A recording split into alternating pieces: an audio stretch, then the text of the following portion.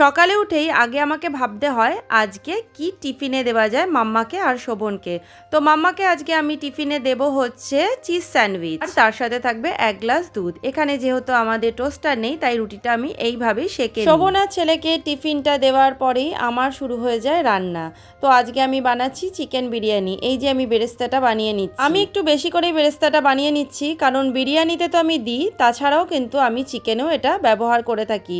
আর আমার এটা দেখেই কিন্তু খিদে পেয়ে যাচ্ছে। বিরিয়ানি চিকেনটার মধ্যে দিয়ে দিলাম কিছুটা রোজ ওয়াটার, করে রাখবো কিছুক্ষণ ম্যারিনেট। বিরিয়ানি তো আমার রেডি হয়ে গেছে, তার সাথে থাকবে এই যে শসা আর পেঁয়াজ, কারণ শসা পেঁয়াজ ছাড়া বিরিয়ানি কিন্তু অসম্পূর্ণ। তার মধ্যে যদি হয় 1 বাটি রায়তা, তাহলে তো আর কথাই থাকে না।